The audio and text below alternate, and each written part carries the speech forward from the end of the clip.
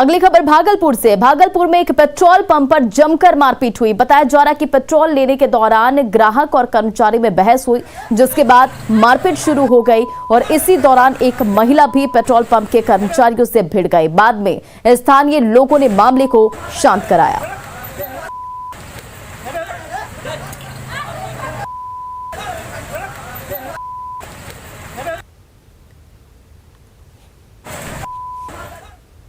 और अगली बड़ी खबर आपको मोतिहारी से बता दें, डीएम के काफिले पर हमले से जुड़ा हुआ यह मामला है। पूर्व विधायक शिवजी राय पर एफआईआर दर्ज और शिवजी राय के बेटे पर भी एफआईआर दर्ज। 45 नामजद लोगों पर एफआईआर दर्ज। तो ये बड़ी खबर मोतिहारी से 100 अज्ञात लोगों पर भी केस दर्ज कर लिया गया है और राजेपुरा थाना में ये मामला दर्ज किया गया है। मंगलवार को नौनीमल गांव में हमला हुआ था। तो मोतिहारी से ये बड़ी खबर हम आपको बता रहे हैं और ये डीएम के काफिले पर हमले से जुड़ा हुआ मामला है, जहां पूर्व विधायक शिवजी राय पर एफआईआर दर्ज की गई है। शिवजी राय के बेटे पर भी एफआईआर दर्ज हुआ है। वहीं 45 नामजद लोगों पर भी एफआईआर दर्ज किया गया है और 100 अज्ञात लोगों पर भी केस दर्ज किया गया। बता दें कि एफआईआर राजेपुर थाने में दर्ज किया गया है और मंगलवार को नौनीमल गांव में हमला हुआ था। जो पंचायत है वहाँ पे 177 बूथ और उसके जो बगल के जो बूथ्स थे उसमें असामाजिक तत्वों के द्वारा जो है बूथ कैप्चरिंग का जो प्रयास किया गया था। साथ ही में जो है वहाँ का जो सीक्रेसी ऑफ वोटिंग है उसको कॉम्प्रोमाइज़ करने के लिए भी एफर्ट्स लिए गए थे और 144 के आदेश का जो उल्लंघन हुआ था उसमें वहाँ पे जो कार्रवाई की गई थी उसके आलोक में जो प्रतिक्रिया प्राप्त हुई थी उसके आलोक में प्राथमिकी जो दर्ज की गई है और उसके तहत जो है अभी नियमानुकूल कार्रवाई की जाएगी। मामले में 45 नामजद और अन्य 100 लोगों के विरुद्ध प्राथमिकी दर्ज की गई है। अभी गिरफ्तारी नहीं कर पाए हम लोग, लेकिन आज से हम लोग गिरफ्तारी की कार्रवाई सुनिश्चित करेंगे। कितने पुलिसकर्मी जख्मी हुए? 4 सिपाही को हल्की चोटें आई थी, उसके अलावा एक सब इंस्पेक्टर को सर पे चोट आई थी। साथ ही एसडीओ साहब जो पकड़ी दयाल के हैं उनके पीठ पे एक पत्थर लगा था।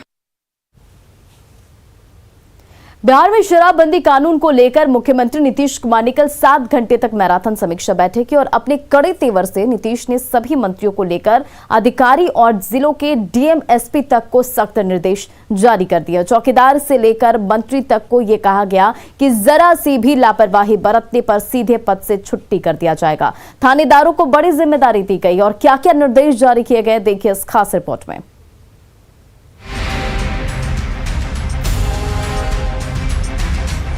शराबबंदी पर 7 घंटे चली सीएम की समीक्षा बैठक। 7 घंटे में चौकीदार से मंत्री तक के लिए सख्त निर्देश। शराबबंदी को कानून व्यवस्था से कम मत समझना। जिसके इलाके में मिली शराब उसका जीवन होगा खराब। अगर किसी का डायरेक्ट टाइप का कनाइवेंस आ जाता है तो उसकी जो है उसे सीधा डिपार्टमेंटल एक्शन करके उसे डिसमिस करना है। शराबबंदी पर मुख्यमंत्री नीतीश कुमार का यह निर्देश सिर्फ थानेदारों के लिए नहीं है, बल्कि गांव में बैठे चौकीदारों और सचिवालय में बैठे मंत्रियों तक के लिए है। सबसे पहले गांव और थाने की बात समझिए। सीएम ने निर्देश दिया है कि पुलिस अपना इंटेलिजेंस और मजबूत करे। कॉल सेंटर पर फोन आते ही सेंट्रल टीम छापेमारी करे। चौकीदार को अपने गांव में शराब की सूचना देनी ही होगी। थानेदार को अपने इलाके में शराबबंदी निश्चित करनी होगी, वरना क्या होगा ये डीजीपी एसके सिंघल के बयान से समझ लीजिए। बहुत ही मजबूत तरीके से, बिल्कुल कमिटमेंट से, ओनरशिप लेकर जो प्रोहिबिशन के जो लॉज हैं उसको एनफोर्स करना है, हर लेवल पर एनफोर्स करना है। जो वायलेटर्स हैं उन पे बहुत ही सख्त कार्रवाई करनी है। जो चौकीदार की बुनियादी जिम्मेदारी है, गांव के हर तरह गांव में जो भी गलत काम हो रहा है और इंक्लूडिंग शराब के बारे में भी कोई सूचना है वो उन्हें हर हालत में देना है। उनकी परेड पर वरीय पदाधिकारी भी जाएंगे और अगर जो है वो अपनी बुनियादी जो ड्यूटी है उसमें कोई कमी रखेंगे तो उन पर भी जो है वो सख्त कार्रवाई की जाएगी। सख्त निर्देश सिर्फ चौकीदार और थानेदार के लिए नहीं है, एसपी, आईजी और डीजीपी तक के लिए निर्देश दिए गए हैं। इतना ही नहीं, हर जिले के प्रभारी मंत्री और प्रभारी सचिवों की भी जिम्मेदारी तय की गई है। सीएम ने पुलिस प्रशासन के बड़े अधिकारियों के बीच जिम्मेदारी तय की है। पुलिस मुख्यालय हर दूसरे दिन शराबबंदी पर निर्देशों की समीक्षा करेगा। मुख्यालय की बैठक में डीजीपी सहित दूसरे आला अधिकारी शामिल होंगे। प्रभारी मंत्री और प्रभारी सचिव हर महीने जिले में शराबबंदी की समीक्षा करेंगे। मुख्यालय लेवल पर हर ऑल्टरनेट डे पर DGP, ACS home, excise commissioner हैं और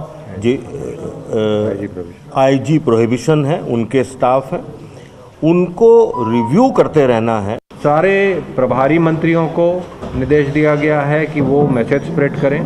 सारे प्रभारी सचिवों को भी निर्देश दिया गया है कि कम से कम माह में एक बार अपने ज़िले में जाएंगे, अन्य विकास कार्यक्रमों के साथ वो शराबबंदी में क्या कार्रवाई हो रही है उसकी भी समीक्षा करेंगे।